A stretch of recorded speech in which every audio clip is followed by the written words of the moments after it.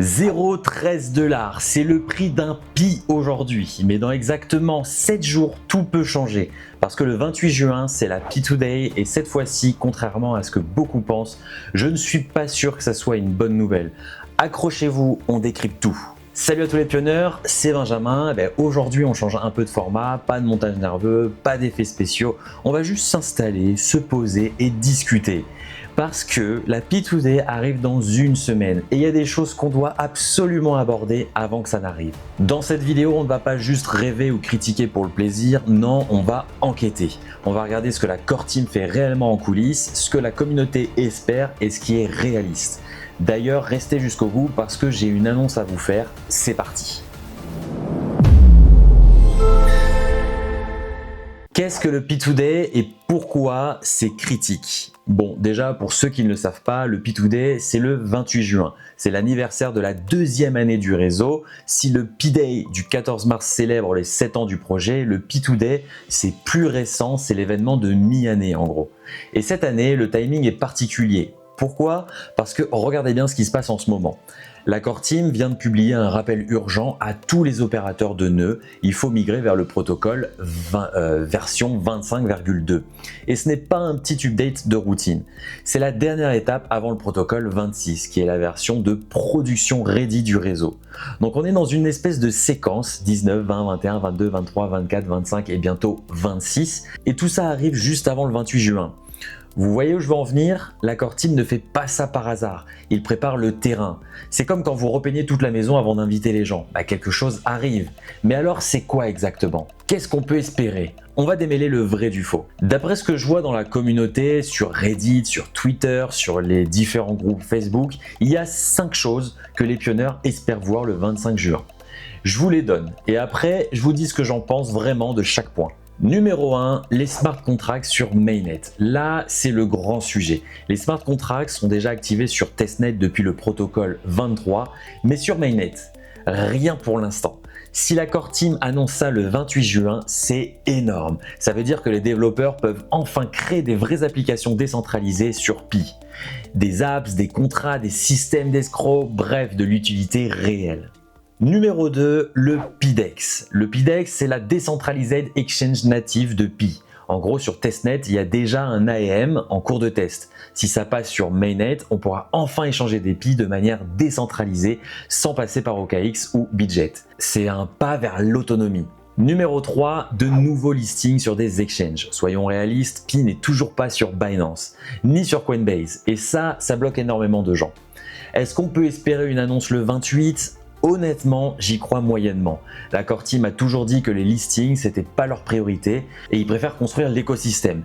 Mais bon, une surprise, ça serait pas impossible. Numéro 4, l'expansion du Pi App Studio et du Launchpad. En gros, le Pi App Studio, c'est l'outil no-code qui permet de créer des applications dans l'écosystème. Et le Launchpad, c'est pour lancer de nouveaux tokens basés sur Pi. Ces deux outils sont en cours de déploiement et une annonce de généralisation le 28 juin serait tout à fait logique. Numéro 5, la campagne Vibecoder et l'IA. Ça, c'est le truc que beaucoup de gens sous-estiment. La core team a lancé une campagne pour recruter des développeurs IA. Des gens qui utilisent Claude, Cursor, Replit pour créer des applications compatibles Pi. Et cette campagne, elle court jusqu'au 28 juin. Ce n'est pas une coïncidence. Le 28, on aura probablement un bilan de cette campagne et potentiellement des annonces sur la suite. Bon, maintenant, on va pas se mentir, il faut qu'on parle de ce qui m'inquiète. Le prix du Pi aujourd'hui, c'est environ 0,13 $. En février 2025, au lancement de l'Open Network, on a touché pratiquement 3 $. Ça veut dire que le token a perdu 90% de sa valeur depuis le pic. Mais ce n'est pas le prix qui m'inquiète le plus. Ce qui m'inquiète, c'est les chiffres d'activité réels. Selon les analyses tierces, sur les 35 millions d'utilisateurs enregistrés, il y a entre 20 et 32 000 portefeuilles actifs par jour. Faites le calcul, c'est à peine 0,1 à 0,3% des utilisateurs qui sont réellement actifs on-chain. C'est bas, c'est très bas. Et ce n'est pas tout, sur les 100 milliards de Pi qui existent en supply max, seulement 10% sont en circulation. 90% des tokens n'ont pas encore été distribués. En 2026, on estime qu'environ 1,2 milliard de Pi supplémentaires vont être débloqués. Donc on a un réseau avec une énorme communauté, mais très peu d'activité réelle et une pression de vente structurelle qui va continuer. Est-ce que ça veut dire qu'il faut abandonner pour autant ? Non. Mais ça veut dire que le P2D doit apporter de l'utilité réelle, pas juste des annonces. Si la core team annonce des smart contracts sans application qui les utilisent, ça ne change rien. D'ailleurs, il y a un truc que j'ai remarqué et que personne n'analyse. La core team ces derniers mois n'a pas arrêté de pousser l'infrastructure. Protocole 23, 24, 25, bientôt 26, smart contracts sur testnet, Pi App Studio, Launchpad, Node Upgrade. Ce n'est pas du hasard. C'est un plan méthodique. Imaginez que vous êtes en train de construire une maison. D'abord, vous faites les fondations, le réseau, les nœuds, le consensus. Ensuite, vous montez les murs, les smart contracts, le Launchpad, l'App Studio. Et après, vous ouvrez les portes et vous laissez les gens entrer. C'est exactement ça. La core team est en train de construire les fondations et les murs. Le P2D, c'est peut-être le moment où on ouvre les portes. Mais voici le point clé. Le succès de Pi ne viendra pas d'un listing Binance. Le succès viendra de l'utilité, comme j'arrête pas de le dire. Si je peux me payer mon prochain billet d'avion pour le Canada ou mon futur van en Pi, alors on a gagné. La vraie valeur, si elle arrive un jour, ne viendra pas d'un chiffre magique. Elle viendra de l'utilité. Et c'est pour ça que la campagne Vibe Coder est importante. Ce n'est pas juste un concours de dev, c'est une stratégie de distribution. Pi a 60 millions d'utilisateurs, quel développeur ne rêverait pas d'avoir accès à 60 millions de personnes? Si même 1% deviennent des utilisateurs actifs d'apps, l'effet du réseau devient imparable. Il y a un autre signal que j'aimerais partager avec vous parce qu'il est passé inaperçu. Récemment, un partenaire de Pi Network a ouvert un canal de retrait crypto à Hong Kong. Concrètement, les utilisateurs peuvent vendre des cryptos, y compris potentiellement du Pi, et recevoir des dollars de Hong Kong directement sur leur compte bancaire. Pourquoi c'est important? Parce que le plus gros problème de Pi, c'est le pont entre le monde crypto et le monde réel. Sans rampe de sortie fiat, vos Pi restent virtuels. Hong Kong, c'est l'une des juridictions les plus réglementées et les plus crédibles pour les actifs numériques. Ce n'est pas un marché au hasard. Et ça rejoint quelque chose que je dis toujours, la core team ne construit pas tout elle-même. L'écosystème autour d'eux comble les gaps.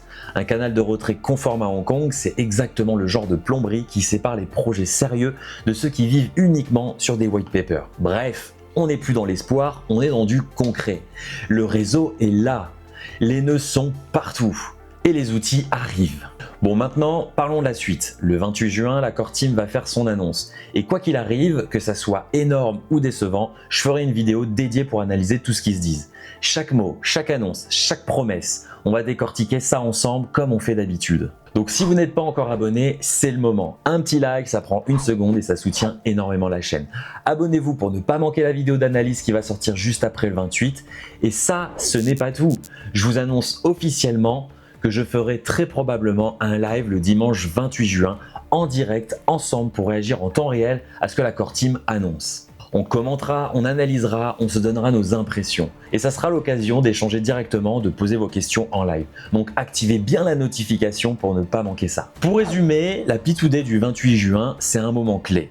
On espère des smart contracts, du PDEX, de l'expansion d'écosystème, mais ce qui compte vraiment, c'est l'utilité, pas le prix. Pas les annonces, l'utilité. Restez curieux, mais soyez super critiques. Vérifiez toujours l'info à la source. Ne croyez pas tout ce que vous lisez sur les groupes Facebook, surtout ceux qui parlent